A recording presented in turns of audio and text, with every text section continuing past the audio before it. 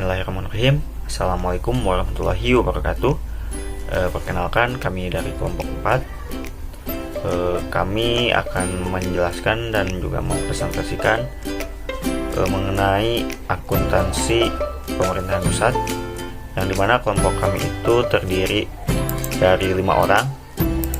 Yang pertama itu yaitu saya sendiri, yaitu Muhammad Rizky Faisal. Kemudian ada Muhammad Rafiq Ilyas, lalu ada Muhammad Rizal Sidik, kemudian ada Nurul Fajrianti, dan yang terakhir ada Rika Diah. Baik, kita lanjut saja ke materi. Yang pertama yang akan dijelaskan oleh Muhammad Rafiq Ilyas. Assalamualaikum warahmatullahi wabarakatuh. Perkenalkan, nama saya Muhammad Rafiq Ilyas. Di sini akan menjelaskan mengenai seluk-beluk sistem akuntansi pemerintahan pusat. Adapun pengertian sistem itu sendiri yaitu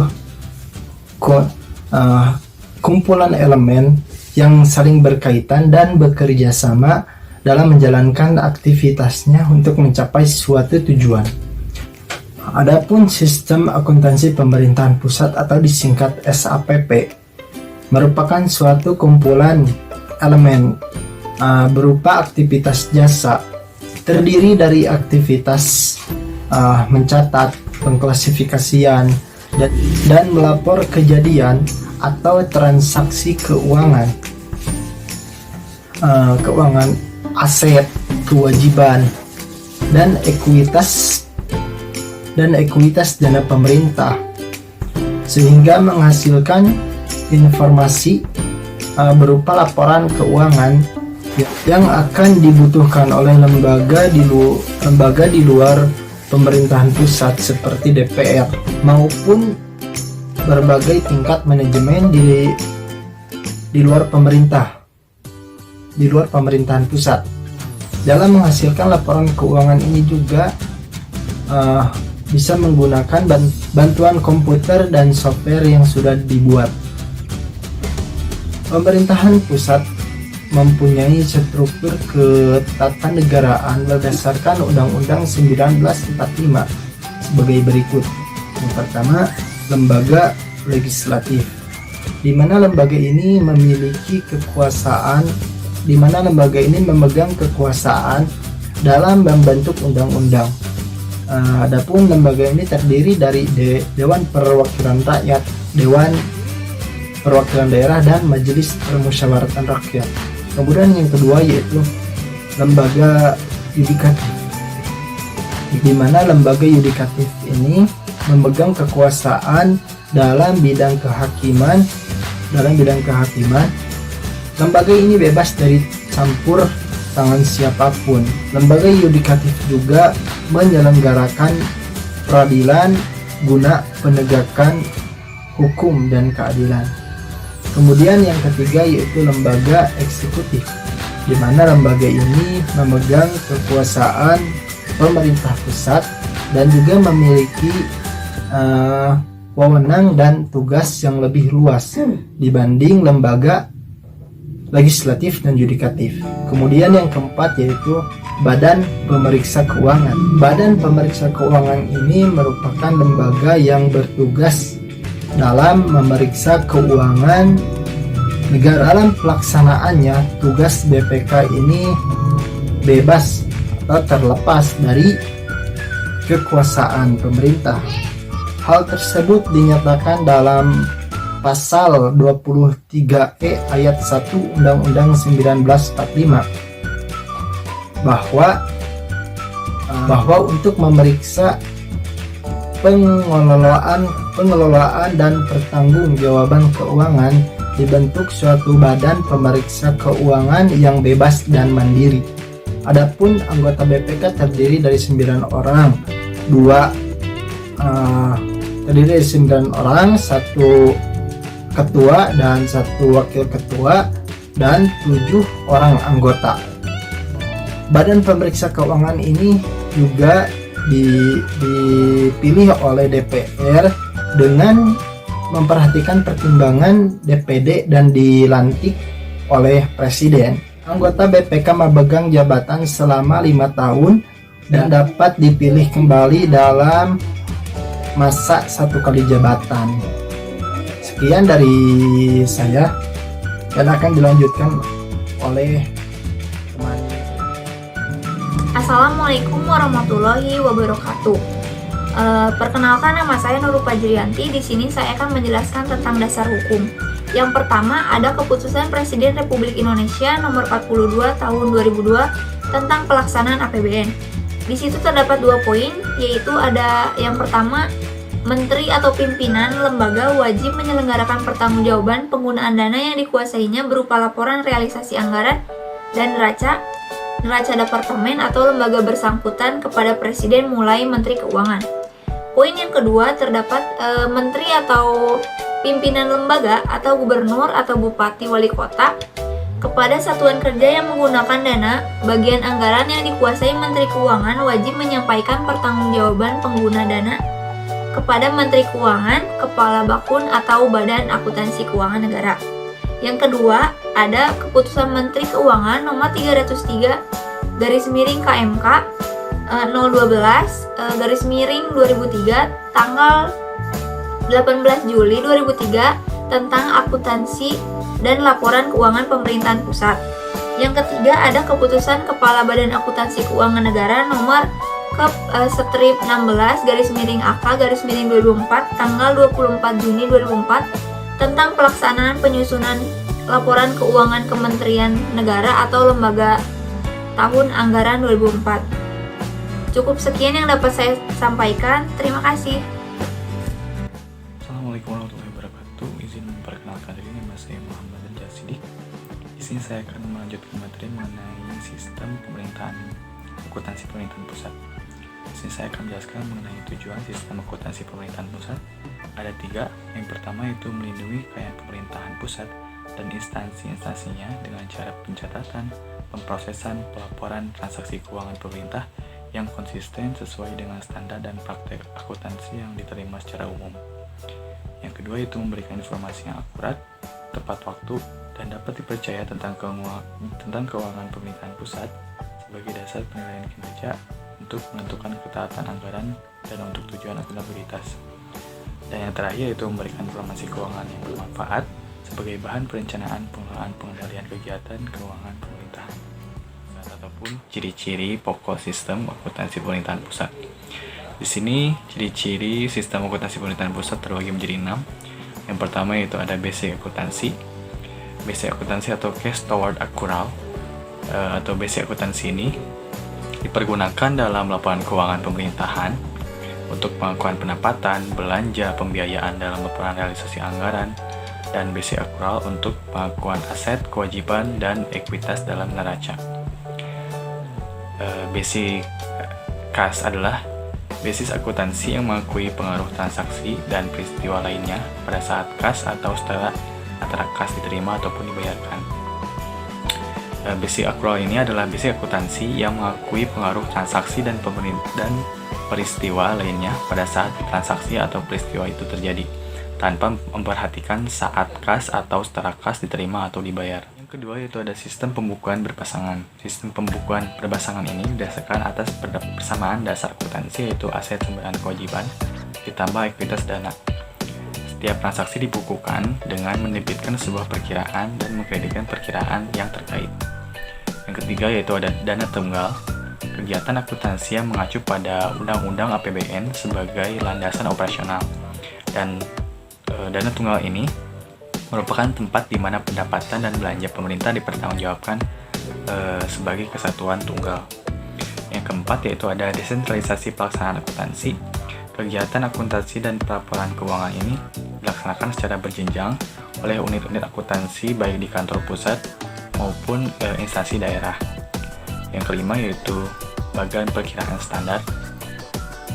SAPP menggunakan perkiraan standar yang ditetapkan oleh Menteri Keuangan yang berlaku untuk tujuan penganggaran maupun akuntansi. Yang terakhir yaitu ada standar akuntansi pemerintah atau SAP.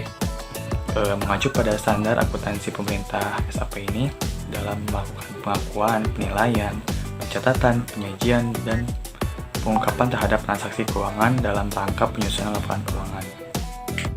Baik, saya akan menjelaskan mengenai klasifikasi sistem akuntansi pemerintah pusat. Sistem akuntansi pemerintahan pusat ini terdiri dari dua, yaitu sistem akuntansi pusat atau sering disingkat SIAP, dan yang kedua itu ada sistem akuntansi instansi atau SAI.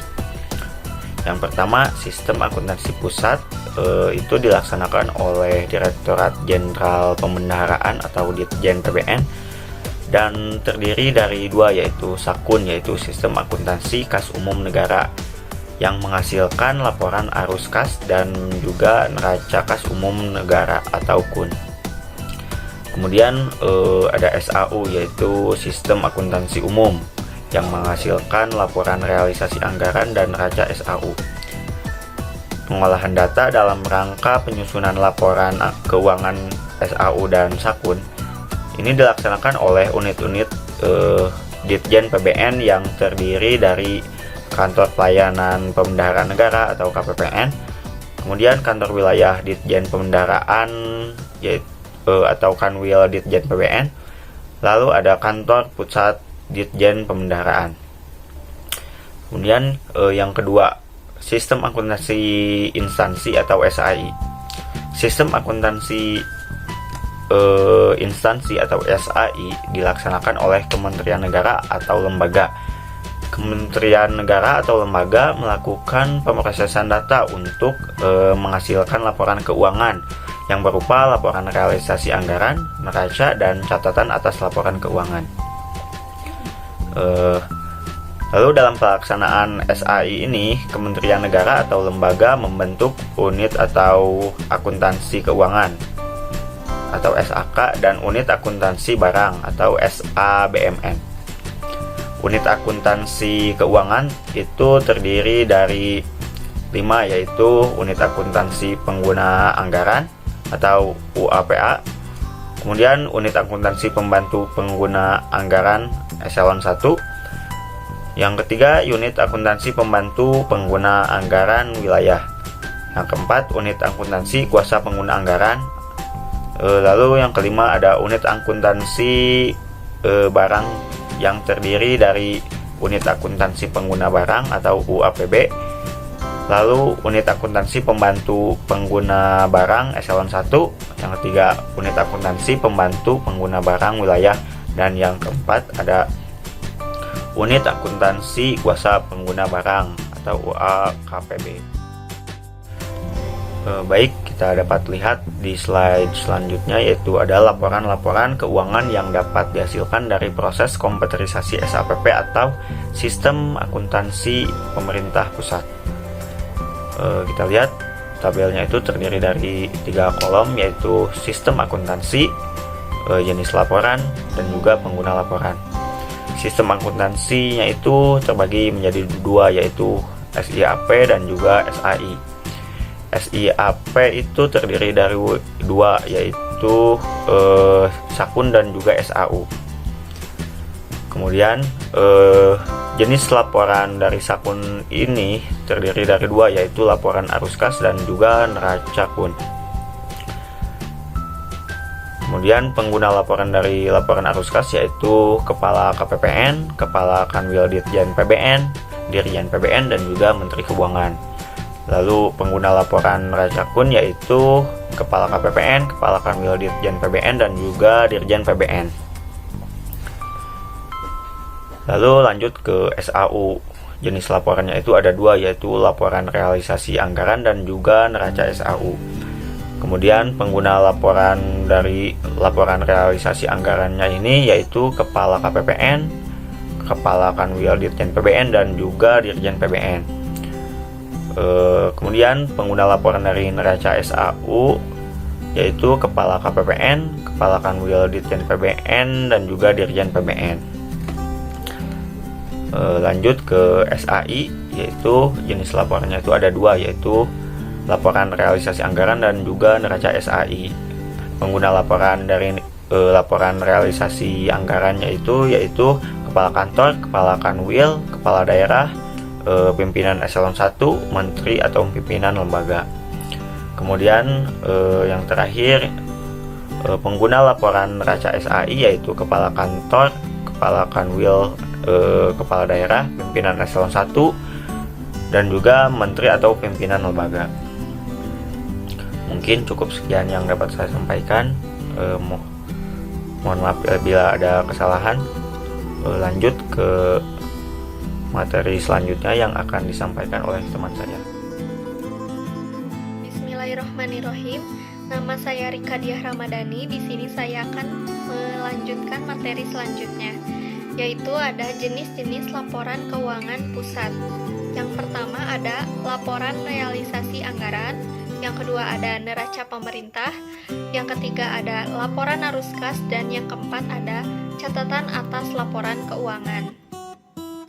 Sebagai bentuk pertanggungjawaban atas pelaksanaan APBN, laporan keuangan pemerintah pusat yang telah diaudit oleh BPK lalu disampaikan kepada DPR. Nah, laporan keuangan pemerintah pusat ini terdiri dari yang pertama ada laporan realisasi anggaran. Laporan realisasi anggaran merupakan laporan yang menyajikan ikhtisar sumber, alokasi, dan pemakaian sumber daya keuangan yang dikelola oleh pemerintah yang menggambarkan perbandingan antara realisasi dan anggarannya dalam satu periode tertentu.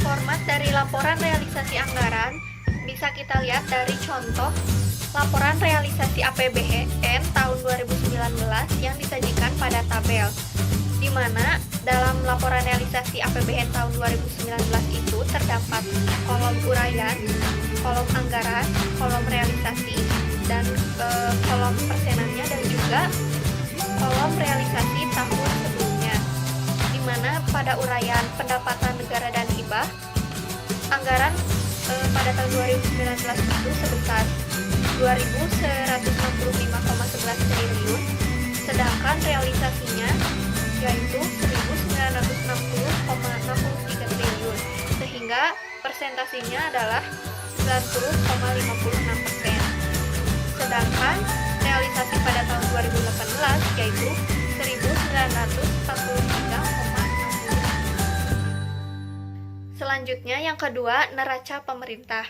Nah, neraca pemerintah ini merupakan neraca yang menunjukkan posisi keuangan yang terdiri dari aktiva, kewajiban, dan ekuitas dana.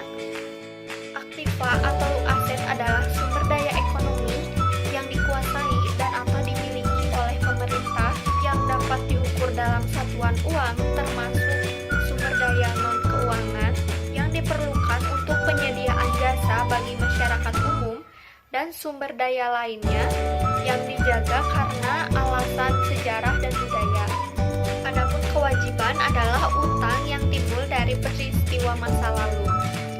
Dan ekuitas adalah kekayaan bersih pemerintah yang merupakan selisih antara aset dan juga kewajiban pemerintah. Adapun contoh format laporan neraca pemerintah dapat disajikan pada tabel, yaitu ringkasan laporan neraca per 31 Desember 2019 dan per 31 Desember 2018, di mana jumlah aset per 31 Desember 2019 itu sebesar 10.467,53 triliun, sedangkan per 31 Desember 2018 sebesar 6.325,28 triliun, yang terdiri atas aset lancar, investasi jangka panjang, aset tetap, piutang jangka panjang, dan selanjutnya ada laporan arus kas. Laporan arus kas merupakan laporan yang menyajikan tentang informasi penggunaan, sumber, perubahan kas, dan setara kas dalam satu periode tertentu. Adapun contoh format laporan arus kas dapat disajikan pada tabel, yaitu laporan arus kas yang berakhir pada 31 Desember 2019. Di dalam tabel bisa kita lihat bahwa saldo awal kas yakni sebesar 240,15 triliun, namun karena terjadi penurunan kas akibat arus kas lainnya, sehingga saldo akhir kas sebesar 235,47 juga karena ada arus kas yang keluar lagi seperti saldo kas pemerintahan lainnya yang mengakibatkan saldo akhir kas dan setara kas menjadi 208,96. Selanjutnya yang keempat ada catatan atas laporan keuangan. Nah, catatan atas laporan keuangan ini meliputi penjelasan atau perincian atas nilai suatu pos yang disajikan dalam laporan realisasi anggaran, neraca pemerintah maupun laporan arus kas. Catatan atas laporan keuangan ini memberikan informasi kualitatif dan mengungkapkan kebijakan serta menjelaskan kinerja pemerintah dalam tahapan pengelolaan keuangan negara. Selain itu, catatan laporan keuangan juga memberikan penjelasan atas segala informasi yang ada dalam laporan keuangan lainnya. Nah, pada dasarnya catatan atas laporan keuangan ini dimaksudkan agar laporan keuangan pemerintah dapat dipahami oleh pembaca secara luas, serta tidak terbatas untuk pembaca tertentu saja maupun pemerintah. Nah, dalam catatan atas laporan keuangan ini setidaknya mengungkapkan hal-hal sebagai berikut. Yang pertama, informasi umum tentang entitas pelaporan dan entitas akuntansi. Selanjutnya, informasi tentang kebijakan fiskal dan ekonomi makro, ikhtisar pencapaian target keuangan selama periode pelaporan, informasi tentang dasar penyusunan laporan keuangan dan kebijakan-kebijakan akuntansi yang dipilih, rincian dan penjelasan masing-masing pos yang disajikan pada laporan keuangan lainnya. Informasi yang diharuskan oleh pernyataan standar akuntansi pemerintahan yang belum disajikan pada laporan keuangan lainnya, serta informasi lainnya yang diperlukan yang tidak disajikan dalam lembar muka laporan keuangan. Demikian materi yang saya sampaikan. Mungkin cukup sekian yang dapat kami sampaikan. Mohon maaf bila ada kata-kata yang salah. Dan bagi yang ingin bertanya silakan kalian bertanya di kolom komentar dan insya Allah kita akan menjawabnya. Cukup sekian. Wabillahi taufiq wal hidayah. Wassalamualaikum warahmatullahi wabarakatuh.